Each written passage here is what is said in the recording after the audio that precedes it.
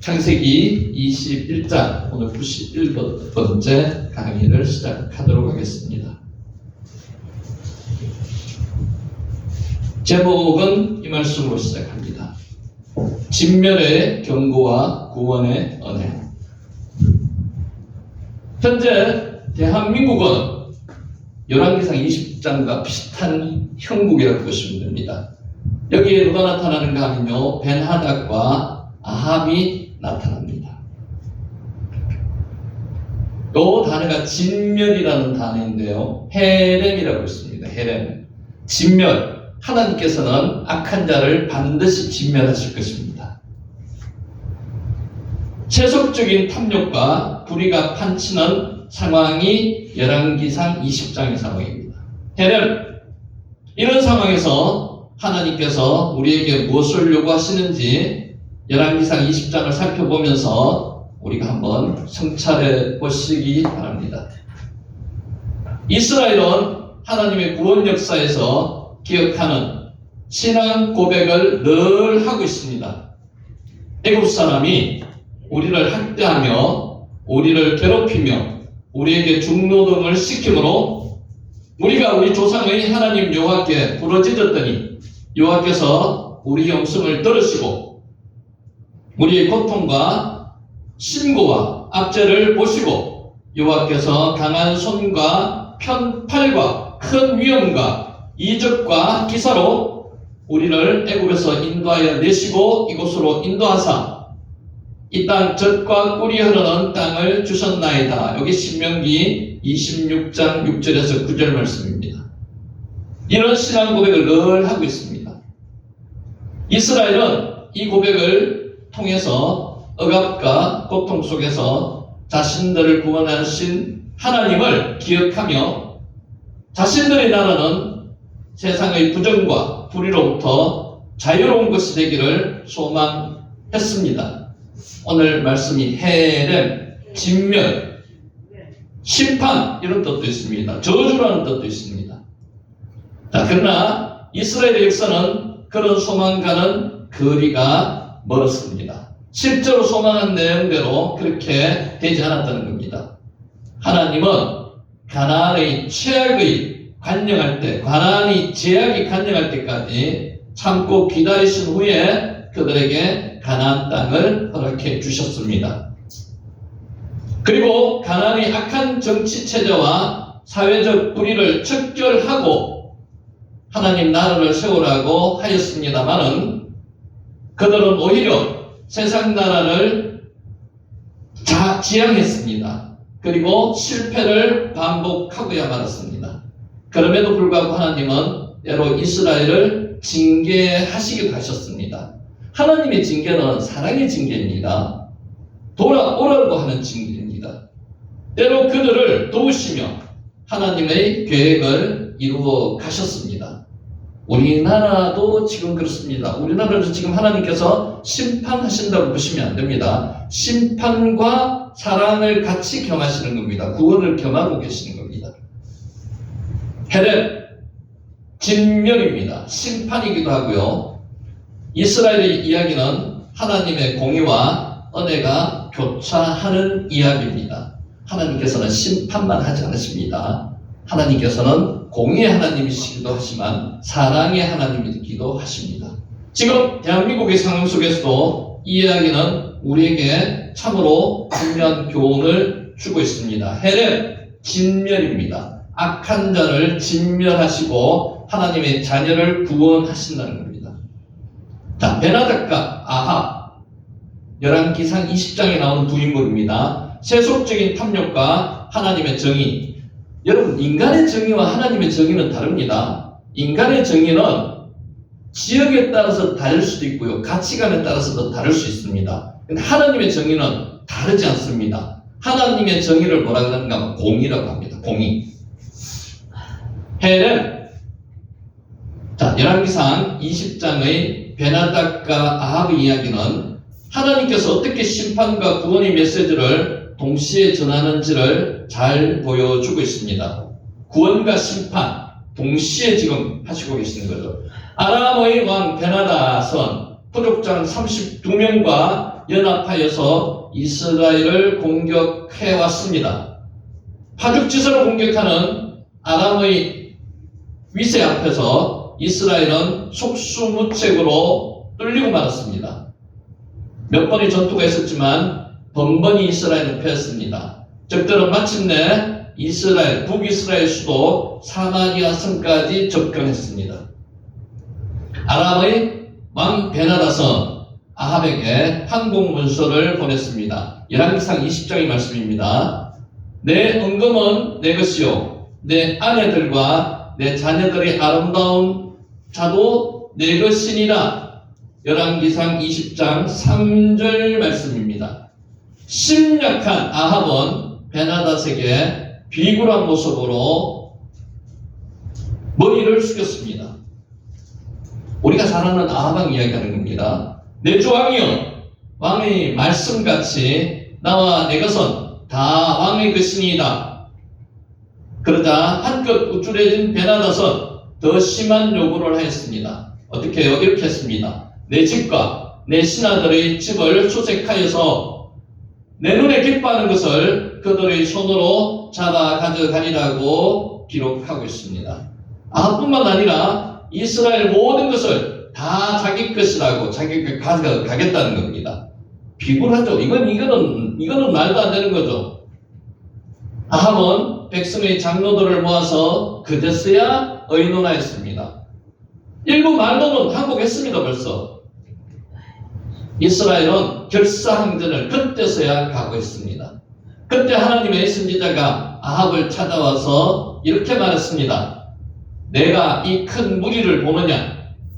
내가 오늘 그들을 내 손에 넘기리니 너는 내가 여호와인 줄을 알리라. 이렇게 말씀하셨습니다. 비록 이스라엘이 부족하고 죄가 많지만 비록 우리 대한민국이 죄가 많고 지금 부족하지만 똑같은 이야기입니다. 하나님은 이스라엘보다 더욱 악한 베나닷이 기고만장하여 공격하는 것을 참지 않으셨습니다. 이게 뭐라고요? 이 글씨가 진멸하다. 헤렘입니다. 헤렘. 악한 자를 하나님께서는 결코 그냥 놔두시지 않으신다는 겁니다. 헤렘, 진멸하는 하나님. 진멸하다. 하나님은 이번 기회에 못된 이스라엘에게 하나님이 어떤 분이신지 확실히 말해주기를 원하셨습니다. 알려주기를 원하셨습니다. 그들이 하나님을 따르는 백성이 되도록 할 작정이었습니다. 여러분 대충 감이 오시죠? 우리나라에 왜 이런 어려움이 왔습니까? 하나님께서 우리 대한민국을 다시 한 번 더 기회를 주시는 겁니다. 하나님이 따르는 백성으로 만들게 하기 위해서 이런 어려움을 주셨다고 저는 믿습니다. 전쟁 중에 베나닷은 끊임없이 여호와 하나님을 모욕했습니다. 악인이 하나님을 모욕합니다. 결국 하나님은 이스라엘에게 큰 승리를 주셨습니다. 전쟁에서 승리하게 하셨습니다. 베나닷은 포로로 잡혔습니다. 그러면 이 포로 잡힌 베나닷은 어떻게 해야 돼요? 진멸해야죠. 하나님께서 진멸하라고 기회를 주셨는데 그렇게 하지 않았다는 거죠. 명백히 이 전쟁은 여호와 하나님으로 말미암은 승리였습니다. 맞죠? 하나님께서 승리하셨지 아합이 이뻐서 승리하게 해주신 것은 아니에요. 기회를 주신 거라고 보시면 됩니다. 그런데 아합은 하나님이 아니라 자신이 잘나서 승리한 줄로 생각했습니다. 여러분 한 줄 하나 더 앞을 내다보셔야 됩니다. 우리에게 하나님께서 기회를 주실 겁니다. 분명히 그 기회를 주셨을 때 하나님의 뜻대로 그때부터라도 살아가야 된다는 거죠. 아합은 그렇지 않았다는 겁니다. 그리고 하나님을 모욕하던 베나닷을 왕의 형제라고 아합은 이야기했습니다. 자기를 죽이려고 했는 사람을 지금 이렇게 하고 있다는 겁니다. 아합이 타던 전차에 태워서 함께 승리를 축하하게 됐습니다. 자, 이러한 행위는 승리를 주신 하나님을 모욕하고 하나님을 모욕하던 베나닷에게 은혜를 베푸는 일이기도 했습니다.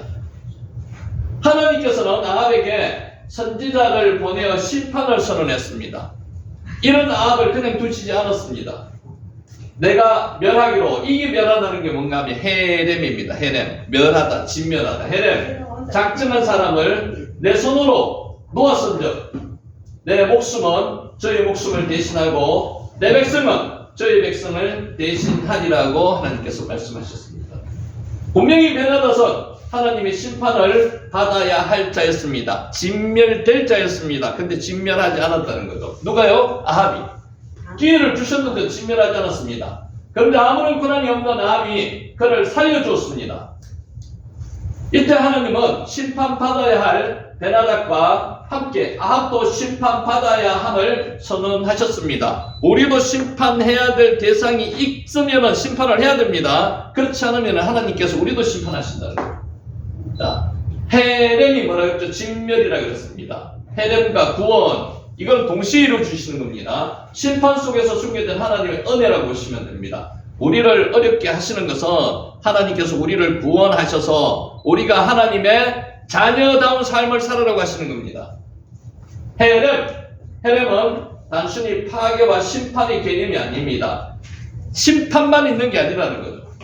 어떤 보면은 진멸, 헤렘이라고 그랬습니다. 헤렘, 요 글자가 헤렘입니다. 헤렘. 심판처럼 보이지만 그 뒤에는 구속의 은혜가 숨어 있습니다. 하나님의 심판은 심판만으로 끝나는 게 아닙니다. 하나님은 공의의 하나님이시기도 하지만 사랑의 하나님이시기 때문에 구원의 은혜가 숨겨져 있습니다. 지금 우리나라도 그렇다 보셔야 됩니다. 하나님은 헤렘을 통해서 죄악을 제거하고 새로운 질서를 세우려는 하나님의 계획을 담고 있습니다. 우리나라에 임하는 하나님의 은혜를 생각하시기 바랍니다.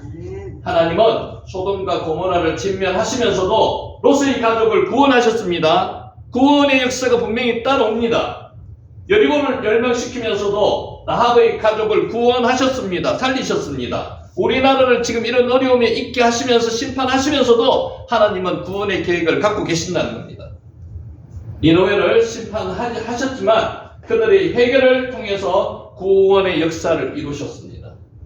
말라기서에도 하나님은 헤렘과 구원의 메시지를 동시에 말씀하십니다. 그러니까 구원과 심판은 동시에 하나님께서 성취하시는 겁니다. 보라, 여호와의 크고 두려운 날이 이르기 전에 내가 선지자 엘리야를 너희에게 보내리니 그가 아비의 마음을 자네에게로 돌이키게 하고 자네의 마음을 그들의 아비에게로 돌이키게 하리라. 돌이키지 아니하면 두려울 건데 내가 와서 저주, 이게 헤렘입니다. 저주로 그 땅을 칠까 하노라. 말라기 4장 5절에서 6절 말씀입니다. 자, 여호와의 크고 두려운 날, 하나님의 심판이 임하는 날이 다가올 터인데 그 전에 반드시 선지자 엘리야 같은 분을 보내겠다는 뜻입니다. 그분이 누구세요? 예수 그리스도.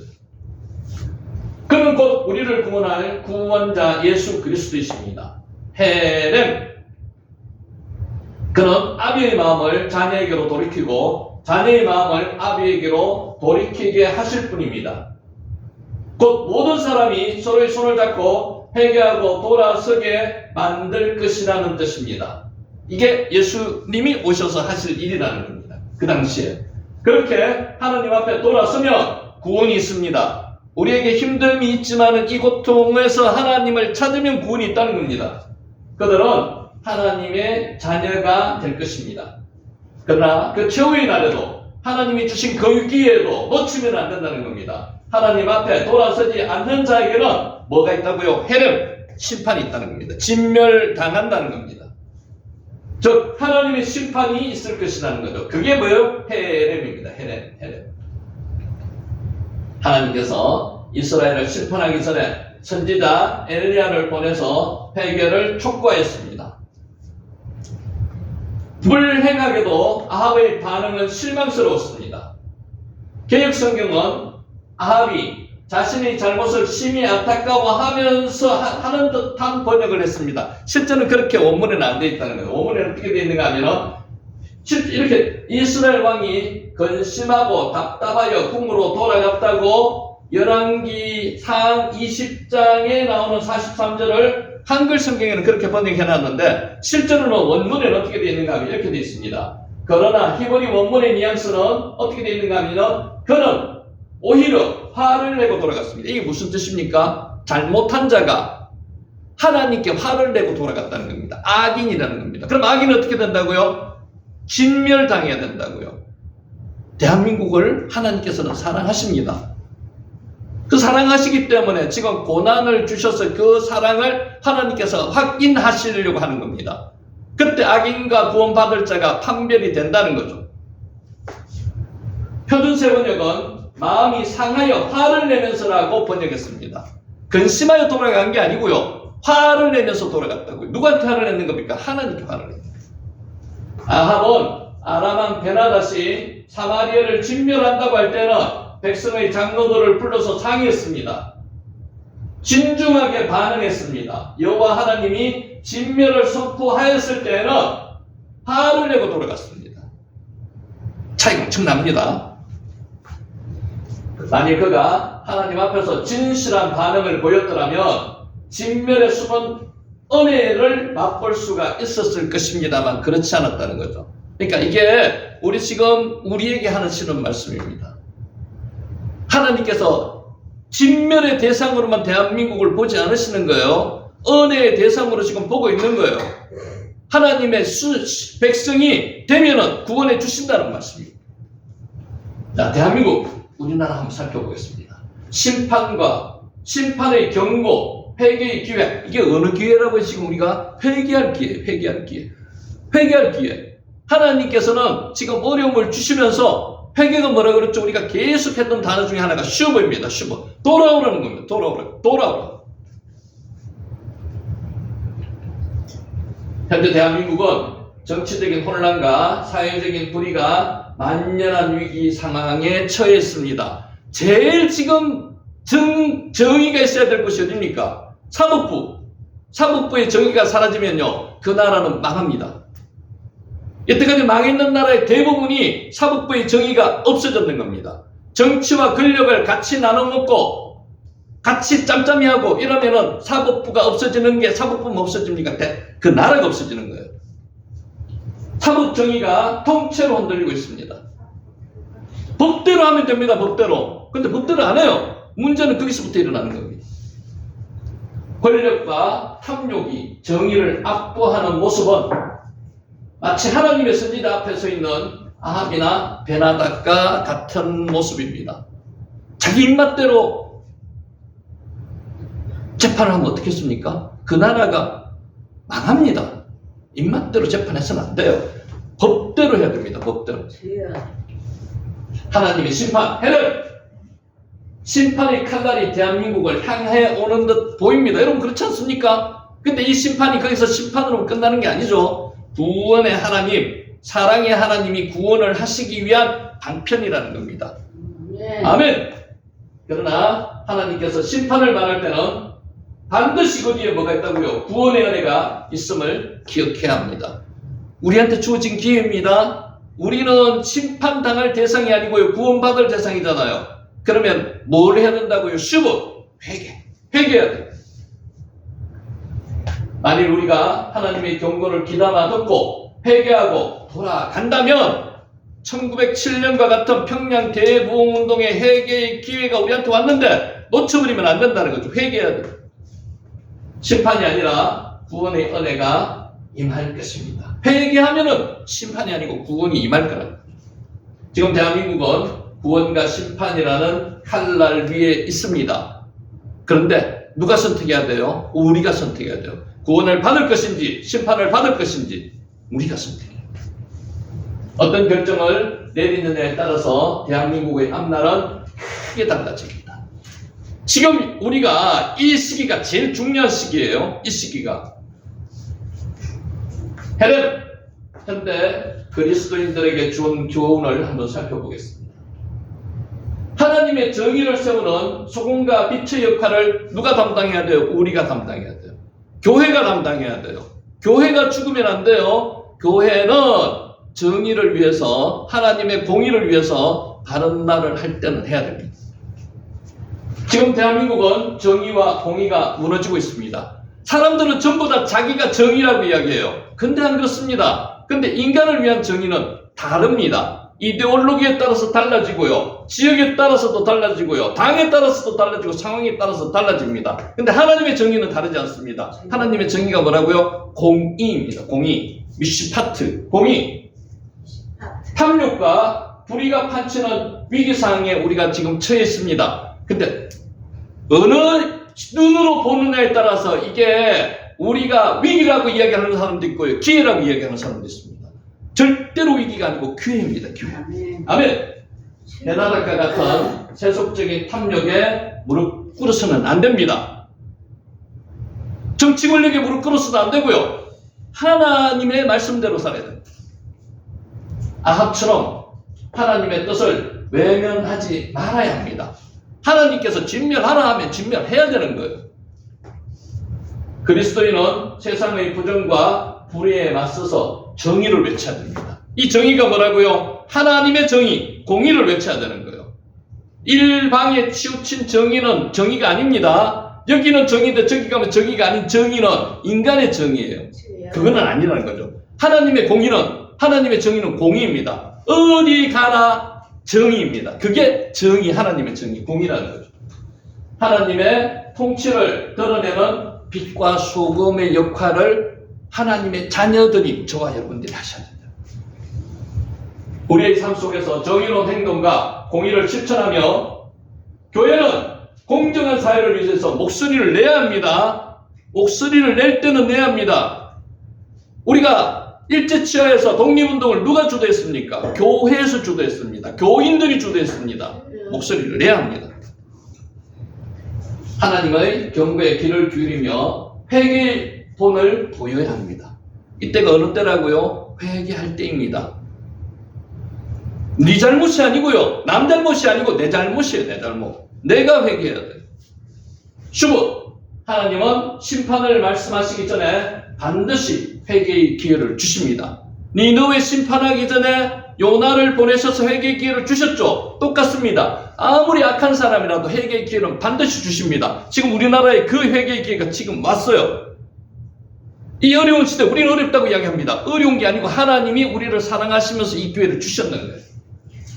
나는 니느웨가 회개하여 심판을 피했습니다. 맞죠? 요나를 통해서 우리도 마찬가지입니다. 회개해야 됩니다. 그리스도인들이 먼저 자신의 잘못을 들여다봐야 합니다. 회개의 모습을 보여야 합니다. 교회가 변해야 됩니다. 교회가 안 변하고는 안 돼요. 교회가 화려한 것만 취하고 물질적인 욕구만 따라가고 이래서는 안 돼요. 번영신학이 지금 너무 횡행했습니다. 남을 돌아보지 않습니다. 교회가 살면 대한민국이 삽니다.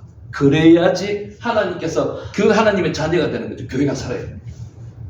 교회와 성도들은 개인의 탐욕과 세속적인 욕망에서 벗어나서 하나님께 돌아가야 됩니다. 누구한테 돌아간다고요? 하나님께 돌아가야 돼요. 하나님의 공의 편에 서야 된다는 거예요. 우리 진정한 회개가 대한민국과 전 대한민국 전체 회복과 구원의 길을 열게 합니다. 어디 가요? 변해야지 된다고요. 교회가 변해야 돼요. 내가 변해야 되고요. 교회가 변해야 돼요. 자, 세 번째 교훈입니다. 하나님의 나라의 원칙을 지키면서 세속적인 가치에 타협하지 마십시오.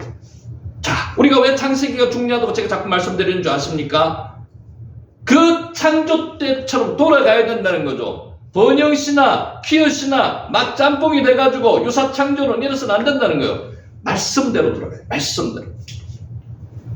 베나닷의 탐욕적인 태도와 아합의 비굴한 타협, 오늘날 대한민국에서도 반복되고 있습니다. 정치 권력이 줄돼 있습니다. 그게 권력이라고 사법부도 그게 굴중하고 있습니다. 이래서는 안 된다는 거죠. 서야 됩니다. 아무리 다 망해도요, 사법부만 똑바로 서면 나라는 망하지 않습니다. 그런데 그렇지 않다는 거예요. 그게 지금 우리의 문제라는 거죠. 이게 왜 그렇게 왔느냐? 그 악한 정치 세력이 사법부를 그렇게 되도록 키웠습니다. 자기 사람을 그렇게 키웠습니다. 그래서 사법부가 법의 이름으로 악한 행동을 지금 자행하고 있는 거예요. 그게 지금 우리 대한민국이라는 거죠. 하나님이 안 계세요. 그들은 하나님이 없다고 생각하는 거예요. 무서워하지 않습니다. 두려워하지 않습니다. 그들에게 지금 하나님께서 기회를 주시는 거예요. 다시 돌아오라는 거예요. 안 돌아오면 정말 그때는 해렘한다는 거예요. 멸망시킨다는 거예요. 심판하신다는 겁니다.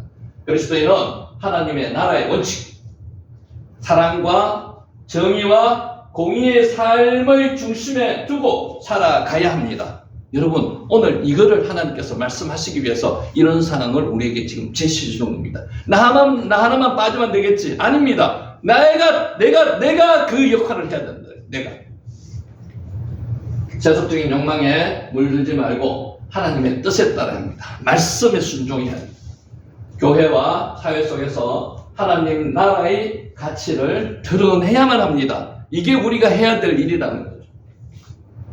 진멸, 헤렛, 진멸의 경고는 이러한 세속적인 가치와 타협하지 않겠다는 결단을 요구합니다. 여러분, 마음에 정말 하나님의 말씀으로 불이 붙어야 합니다. 성령의 불이 붙어야 합니다. 나부터 우리 대한민국을 살리기 위해서 회개의 역사가 일어나는 저와 여러분이 되시기를 축원하면서 오늘 강의를 시작합니다. 아멘. 좀 길었습니다만은 우리가 처음 입장이 있기 때문에 말씀을 드리고자 했습니다. 자, 1절 간단하게 복습하고 넘어갑니다. 여호와께서 말씀하신 대로 사라를 돌보셨고 여호와께서 말씀하신 대로 사라에게 행하셨으므로 여기서 중요한 게 뭐예요? 말씀하신 대로. 말씀하신 대로. 누가 말씀했어요? 여호와께서. 왜 여기서 엘로힘 하나님을 안 썼어요? 여호와께서 말씀하시는 게. 왜 그 호칭을 그렇게 썼을까요? 은혜의 하나님. 말씀하신 대로. 말씀의 하나님. 말씀하신 그 말씀은 어떻게 하신다고요?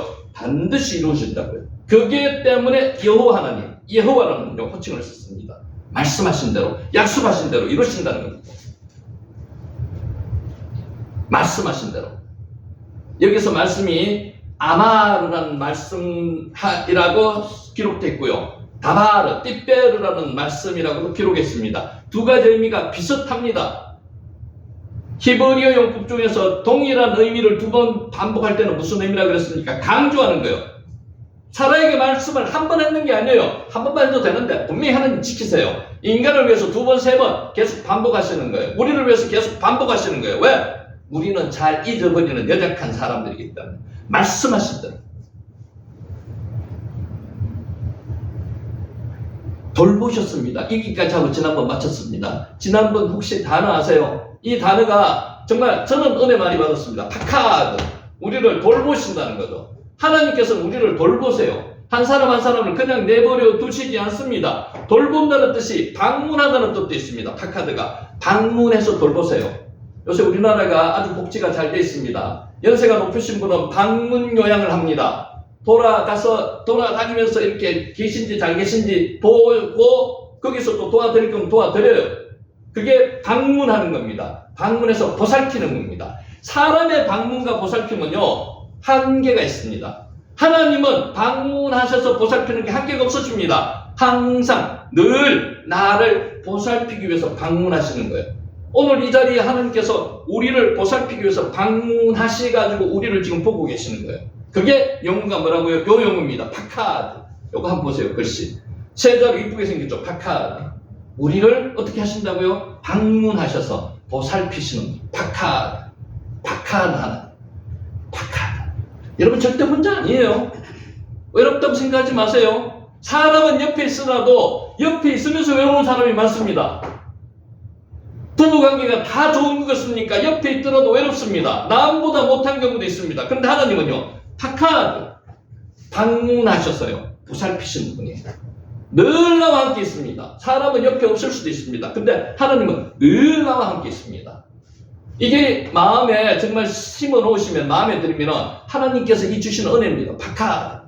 두렵지 않습니다. 외롭지 않습니다. 우리 대한민국이 지금 혼자 뚝 떨어졌는 거죠? 아닙니다. 하나님께서 파카드 하시는 겁니다. 지금 방문하셔서 우리 대한민국을 지금 지켜보고 계세요. 파카드. 이게 파카드입니다. 하나님의 자녀들을 결코 혼자 내버려 두지 않으세요. 파카드 하십니다.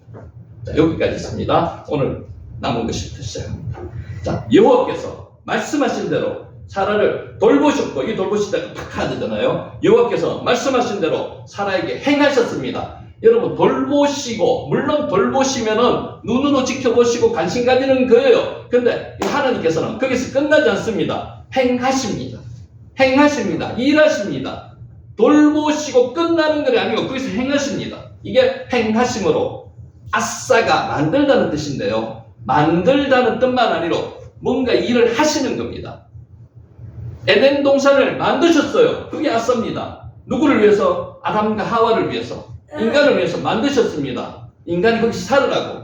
그럼 오늘 하나님께서는 우리를 이 땅에 보내놓고 그냥 내버려 둔 게 아니고요. 방문하시고 돌보시고 거기서 행하신다. 그게 아싸. 와, 야, 아싸라고 썼습니다. 사라가 아들 이삭을 임신하도록 병호에서 행하신 분이 누구라고요? 하나님이세요. 하나님. 왜, 좀 이따가도 나오겠지만, 왜 사라가 90세, 아브라함이 100세까지 하나님께서 25년을 말씀으로 주겠다고, 아들을 주겠다고 말씀하셨는데, 왜 25년을 기다리셨을까요? 여러분 잘 생각하셔야 됩니다. 누가 그런 이야기를 해요. 하나님은 그냥 주셔도 되는데, 왜? 그의 막 숨이 넘어질 정도까지 우리를 공궁에 몰아넣으시고 그때 주시는지 나는 잘 모르겠다. 이야기하시는 분 많아요. 그런 경우 많으시죠? 막 숨이 깔딱깔딱 넘어갈 때 뭔가를 허락하시는 분이 하나님이세요. 왜? 인간의 힘으로는 해결할 수 없다. 내가 해결한다. 내가. 하나님이 내가 해결한다. 그것을 알려주시기 위해서 하나님께서는 그때 행하시는 겁니다. 아싸 하시는 겁니다. 9회 말 투아웃에 투 스트라이커 3볼 이제 끝납니다. 하나만 딱 잘못하면 스트라이크 아웃을 당하든지 그냥 아웃을 당하든지 합니다. 그때 하나님께서는 역사하십니다. 벼랑 끝에 서 있습니다. 우리가 지금 다 벼랑 끝에 서 있어요. 그죠? 벼랑 끝에 서 있는 그 상황에서 하나님께서는 역사하십니다. 그래서 그 상황이 뭐라고요? 심령이 가난한 자. 심령이 가난한 자는 하나님께서 역사하시는 자입니다. 역사하시는 자. 자, 본문은 아싸가 만들다, 수고하다 이런 뜻입니다. 아싸. 이 아싸가 한 번 해가 끝나는 게 아니고요. 행하시는 게 한 번 끝나는 게 아니고요. 계속 아싸 하시는 거예요. 계속 행하시는 거예요. 계속 내 졸보시기를 위해서 방문하셔가지고 나에게 하나님께서 행하고 계시는 거예요. 미완료라고 합니다. 하나님의 돌보심의 결과로 하나님의 행하심이 있는 겁니다. 그러니까 아까 나오는 돌보셨다는 거하고 행하셨다는 거하고 같이 겸해서 따라가는 겁니다. 항상. 박하드, 아싸 따라가는 겁니다. 행하심이 있었다는 것은 이미 성취를 전제로 하고 말씀하시는 겁니다. 하나님이 행하셨다는 것은요, 행할 것이다라고 말씀하시지만 그것은 행해졌다는 겁니다. 아들이 있을 것이다라고 말씀하시면 그 순간에 아들이 있는 믿음을 가지시면 됩니다. 나에게 복을 주실 거라고 말씀하시는 그 미래형으로 말씀하셨지만 나는 복을 받았는 겁니다. 왜? 하나님께서 말씀하시기 때문에. 하나님의 행하심은 이미 그분 안에 있는 분명하신 목적을 밖으로 표출해 보여주시는 것이기 때문입니다. 하나님은 실현하지 않으십니다. 하나님이 말씀하시는 것을 분명히 지키십니다. 그렇기 때문에 하나님이 말씀하시는 것은 내가 받았다고 믿으시기 바랍니다. 아멘. 행하셨으므로 와야 아스. 하나님께서 사라에게 약속하신 때부터 하나님의 말씀이 성취되었습니다. 네에게 자식이 있을 것이다라고 말씀하신 그 순간부터 자식이 있었습니다. 근데 사라는 우리가 살펴봤습니다. 어떻게 했습니까? 웃었습니다. 그 웃었기 때문에 아들 이름을 뭐라고 하나님께서 지어주셨어요? 웃음, 이츠하크라고 지어주셨습니다. 하나님은 참 위트가 넘치시는 분이에요. 웃음. 그러면 사라나 아브라함도 웃었죠. 이삭의 이름을 부르면서 어떤 느낌을 항상 받을게요? 내가 믿음이 없었을 때 하나님께서는 나에게 행해 주셨지. 나는 웃었지만 하나님께서는 웃지 않으시고 실제로 행하셨지. 이것을 깨닫는다. 그래서 이삭의 이름 누가 붙여주셨어요? 아브라함이 안 붙였습니다. 하나님께서 이삭의 이름을 이츠하크라고 붙여주셨습니다. 웃음. 하나님께서 사라에게 직접 개입하셔서 언약의 후손인 이삭을 낳게 하셨습니다. 아브라함의 힘으로 사라의 능력으로 이삭이 태어나지 않았습니다. 사라는 경수도가 끊어졌고요. 아브라함은 100세에서 아들을 낳을 남자로서의 능력이 거의 없었습니다. 그런데 누가 낳게 하셨다고요? 하나님께서는요, 죽은 자도 살리시고 잉태하게 하시고 애를 낳게 하시고, 이게 우리는 기적이라고 그러는데 하나님의 입장에서는 기적이 아니에요. 하나님께서는 일하시는 겁니다. 행하시는 겁니다. 아싸, 그냥 행하시는 겁니다. 자, 생명의 탄생과 택함받은 모든 백성의 삶과 죽음, 하나님의 섭리입니다. 하나님의 주권적인 손에 달려있다는 거죠. 그걸 믿으면요, 지금 우리가 두려워할 이유도 없고요, 우리가 불행하게 생각할 필요도 없습니다. 절벽 위에 홀로 서 있더라도 하나님을 믿으면 두려울 게 없습니다. 아멘. 아싸. 이것도 글씨 이쁘죠? 아싸. 행함, 행하다, 하다, 만들다. 이런 뜻입니다. 하나님께서는 사람을 만드셨습니다. 아싸 하셨습니다. 자, 2절. 사라가 임신했습니다. 하나님의 말씀하신 시기가 되어 노년의 아브라함에게 아들을 낳으니. 여러분 잘 보셔야 돼요. 여기 주어가 누굽니까? 주어가 사라죠, 사라. 근데 사라가 임신했다고, 글로는 사라가 임신했다고 써놨는데 실제는 하나님이 사라에게 아들을 주셨는 겁니다. 그죠? 이 잘 보셔야 돼요. 성경의 모든 주어는요, 하나님이십니다. 사람을 통해서 역사하시는 거죠. 사라가 임신하고 하나님께서 임신하게 해주셨습니다. 하라, 임신하다가 하라입니다. 하라. 야다 알죠? 야다, 야다. 많이 했습니다. 야다가 알다는 뜻도 되고요, 남녀 간에 동침하는 뜻도 있습니다. 야다, 하라, 얄라드. 이렇게 순서가 이렇게 됩니다. 처음에 동침하고, 두 번째 임신하고, 세 번째 낳는 겁니다. 이제 나올 테니까 한번 보세요, 글자. 자, 히브리어는 너무 복잡하게 생각 안 하셔도 되는데 자꾸 들으면은 내게 되는 거예요. 그러니까 복잡하신다고 생각하시고 어리없다고 생각하지 마시고요, 은혜로 받아들이시면 됩니다. 임신하고, 하타하르, 하라가 임신하다는 뜻이에요. 자, 그리고 나서 임신했다는 겁니다. 그러자 그녀가 임신했다. 이게 직격했는 겁니다. 사라의 배후에서 돌보심이 일하시는 하나님의 개입이 있었습니다. 하나님이 개입이 있었다는 게 무슨 말씀이에요? 하나님께서 임신하게 만드셨다는 겁니다. 사람은 못합니다. 사람은 경수가 끊어졌는데 아기를 못 가져요. 그 결과로 그녀가, 누가? 사라가 비로소 임신하게 되었다는 것을 강조하기 위함입니다. 누가 임신했다고요? 사라. 지 혼자 했으니까 자기가 임신을 못해요. 하나님께서 하게 하셨다는 거죠. 성경에서는 애를 낳는 게 내가 애를 낳는 게 아니고요, 하나님께서 주셨는 겁니다. 사라가 여성으로서 임신할 수 있음을 보여주는 경수가 끊어졌습니다. 월경이 끊어졌습니다. 18장 11절 기록되어 있습니다. 90세 노령입니다. 이제 여자로서의 기능은 다 잃어버렸습니다. 그럼에도 불구하고 임신할 수 있게 된 것은 인간의 능력과 상식으로는 도저히 불가능한 일이라 할지라도 전능하신 하나님의 능력이 함께할 때는 모든 것이 다 가능하다는 겁니다. 전능하신 하나님, 능치 못하심이 없는 하나님이 개입하시면 가능합니다. 죽은 자도 살리십니다. 성경 속에 나오는 이야기에서 끝나는 게 아닙니다. 지금도 그런 역사가 일어납니다. 믿으시기가 바랍니다. 아멘. 주께서는 못하실 일이 없사오며 무슨 계획이든지 못 이루실 것이 없는 줄 아오니. 욥기 42장 2절 말씀입니다. 하라가, 여기 보세요. 하라가 뭔 뜻이라고요? 하라, 임신하다는 뜻입니다. 임신하다, 잉태하다. 하라. 하나님이 말씀하신, 또 이야기가 또 나와요. 앞에 하나님이 말씀하신 나오는데 하나님이 말씀하신 세 번이나 지금 반복되고 있어요. 띠베로 오토 엘힘, 하나님이 말씀하심에 해당하는 말, 우리가 따바르를 띠베르라고 변형시켰습니다. 말하다, 따바르, 의미를 가지고 있는 따바르의 강조형입니다. 강조형. 약속하셨다. 본문에서는 약속하셨다는 의미를 가지고 있습니다. 하나님은 말씀으로 약속하셔요. 말씀으로 약속하세요. 자, 우리는 성경의 본문을 통해서 말하고자 하는 핵심을 무엇인지 여기서 우리는 알 수 있습니다.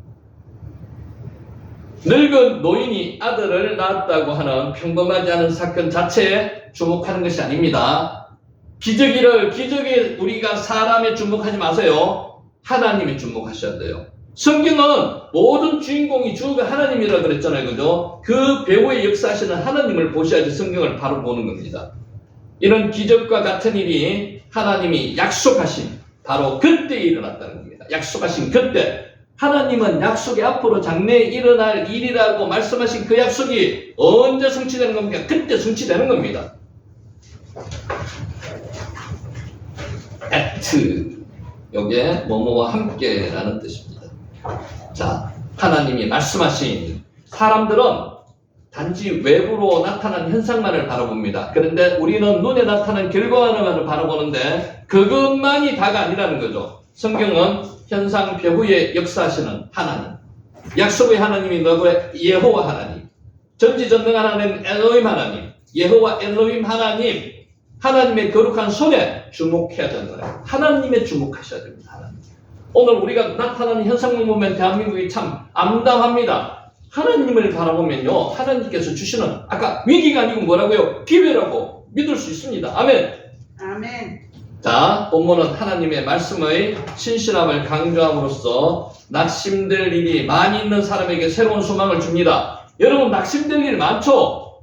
인간의 힘으로는 해결할 수 없는 그때가 낙심하는 때입니다. 그죠? 인간의 힘으로 할 수 없는 그때 누가 역사하신다고요? 아싸 하시는 분이 누구라고요? 하나님.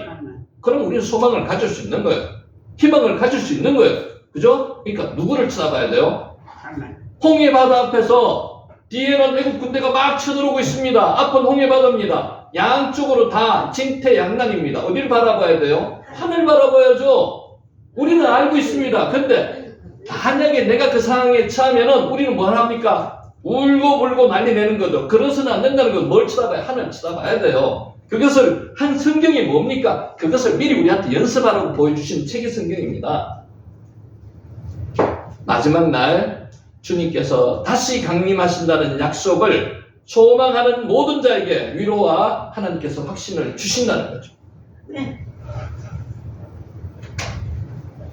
며칠 전에 은사 목사님께서 돌아가셨습니다.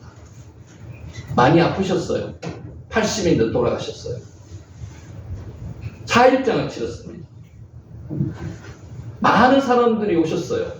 그래서 거기서 설교하시는 분이 뭐라고 말씀하시는가 하면은 하나님께서는 이 땅에 필요한 사람은요, 하늘에서도 필요한 사람이에요. 좀 감동받았습니다. 빨리 데려가시는 분 있죠? 빨리 데려가시는 분 왜 데려가실까요? 하늘에서 필요하시죠. 데려가시죠. 슬퍼하지 마세요. 낙심하지 마세요. 하나님께서 필요해서 데려가셨습니다. 그러면 이 땅에서부터 훨씬 좋은 삶을 살 수 있습니다. 맞으시죠? 그러면 하나님을 믿고 우리도 그런 식으로 따라가야 된다는 거죠. 아멘. 자, 시기가 되었습니다. 시기. 모헤드. 절기입니다. 절기. 시기. 하나님은 다 때가 되어서 역사하시는 겁니다. 우리는 그냥 갑작스럽게 나타난 것 같지만 하나님께서는 미리 아브라함이 100세 때, 사라가 90대 때 이 일을 이루시기 위해서 딱 정해 놓으셨습니다. 그게 뭡니까? 모헤드. 하나님의 때입니다. 하나님의 때. 그때가 카이로스의 시간입니다. 헬라어로 카이로스. 인간은 우리의 시간, 크로노스의 시간을 살아갑니다. 우리는 때가 언제인 줄 알지 못합니다. 그런데 하나님께서는 때를 다 정해 놓으셨어요. 카이로스의 때, 그때 아브라함이 100세가 되는 그때에 이삭을 주기 위해서 하나님께서는 정해 놓으셨어요. 이게 히브리 말로 모헤드입니다. 절기, 때, 시작 정해 놓으셨어요. 왜 이거 빨리 안 이루어 주십니까? 하나님 이거 이루어 주셔야 되는데 기도 응답 왜 안 해주십니까? 하나님께서는 하나님의 때를 다 정해 놓으셨어요. 그게 모헤드입니다. 모헤드. 아브라함 100세 때 이삭이 태어나게 만들어 주시는 거죠. 모헤드. 기한. 모헤드. 특별하게 정해진 시간이 모헤드입니다. 모헤드. 언제요? 시기가 되어서 모헤드. 하나님께서는 미리 인간이 막 요구한다고 해가지고 응답을 미리 해주시는 게 아니에요. 때가 되면 해주시는 거예요. 그게 하나님의 때입니다. 모헤드.